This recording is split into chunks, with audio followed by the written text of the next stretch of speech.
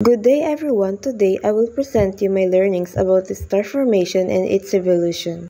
14 billion years ago in the vast universe, clouds of dust particles turbulently reacted to the gravity and underwent a lot of changes.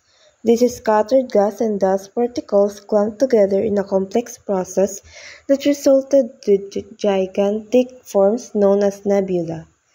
These giant and massive clumps of cloud or nebulae are where stars originate. They underwent chemical and nuclear reactions that further led to the formation of heavenly bodies, especially stars.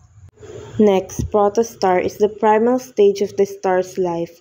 It is where gravity had caused dense regions within a nebula more compact. A protostar is a developing young star. When do protostar becomes a real star? Protostar undergoes a process of increasing temperature and pressure until a nuclear fusion takes place.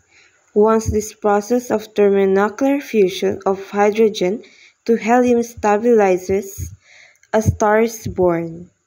Diversity in similarity, evolution and instability.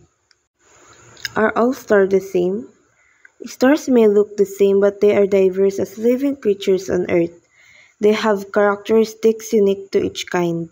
Stars could either be massive stars or low-mass stars. From the main sequence phase, stars continue to evolve and mature. Massive stars lead a path different from the low-mass stars.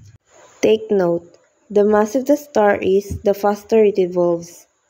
Another fact, a star's mass defines which stages of evolution it will go through. Growing older, growing bigger. For the low-mass stars, as the hydrogen in the middle of the star is depleted, the core of the star shrinks and heats, while the outer portion atmosphere, which is mainly hydrogen, begins to expand. The star grows larger and brighter, and the surface temperature cools so that it shines red. The star is now a red giant. Betelgeuse and Antares are examples of red giant stars. After the giant red process, the star will become unstable and face its final fate. The end is near. When a star reaches the final stages of its existence, after becoming a red giant, the star becomes unstable and stretches and contracts over again.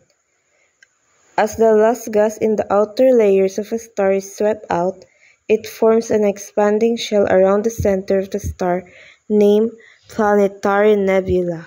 Planetary nebulae shine brilliantly as they capture the radiation released from the bright core star. Downfall. Sometime after blowing off its outer layers, the central star will run out of fuel.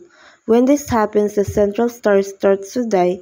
Gravity causes the star to fall internally and the body to become extremely thick and small, about the size of the planet. Then the star became a white dwarf star. Eventually, once all their energy is gone, they will no longer emit light. The star is now a dead black dwarf star, and it will remain like this forever. On the other hand, high-mass stars evolve into red supergiants that are far larger than the red giants. When the core can no longer produce energy to resist gravity, the red supergiant becomes a supernova. Supernova can overshadow all the other stars in its galaxy, but they fade quickly over time.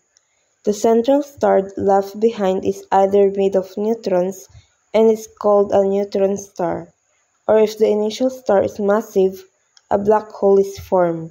The remaining neutron star or black hole is surrounded by an expanding cloud of very hot gas, and a new nebula is formed for the birth of another young star.